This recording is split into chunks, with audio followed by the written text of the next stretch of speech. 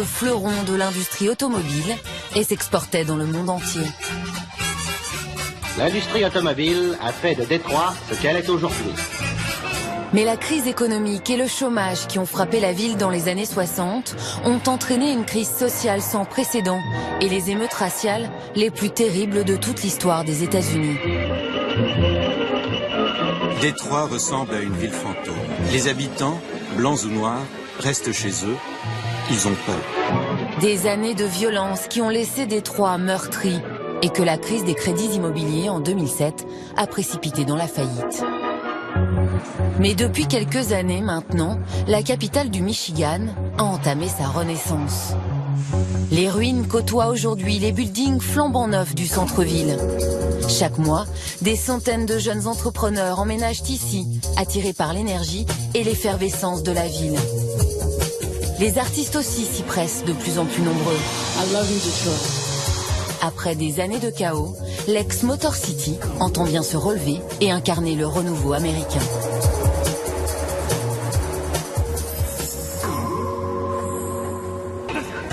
Mais le plus beau coup marketing reste ce tournage il y a 1 an et demi pour l'un des films les plus attendus de 2016, Batman contre Superman, dans lequel Détroit a pris les traits de la célèbre cité de Gotham. De quoi redorer l'image de la ville et prouver que les années noires sont bel et bien derrière elle. Philippe a eu le nez creux. Le quartier dans lequel il a choisi de vivre, Corktown, l'un des plus vieux de la ville, est l'un des plus prisés aujourd'hui.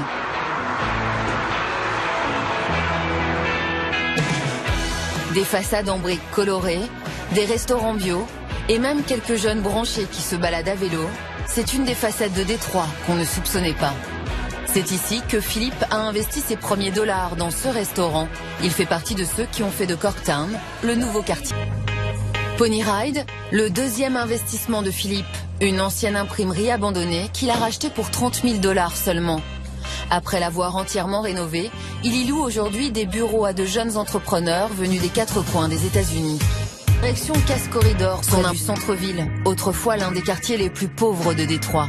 Ces 5 dernières années, les food trucks et les boutiques branchées s'y sont multipliées.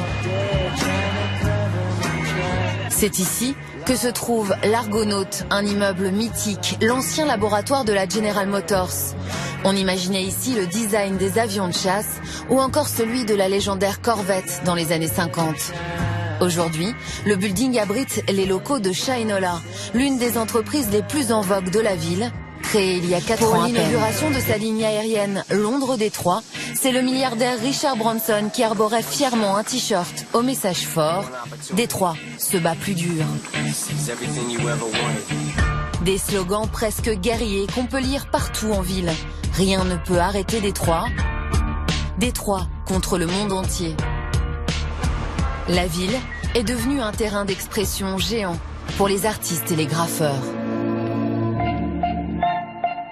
Parmi les œuvres les plus impressionnantes, cette fresque peinte sur la façade d'un building en plein centre-ville, signée Shepard Fairey, l'artiste star à qui l'on doit le fameux poster pour la campagne de Barack Obama, ou encore cette sphère installée le mois dernier en haut de la Tour Eiffel.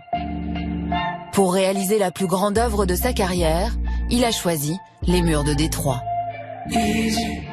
La première fois que j'ai vu mon mur, c'était en photo. Et déjà, ça avait l'air immense.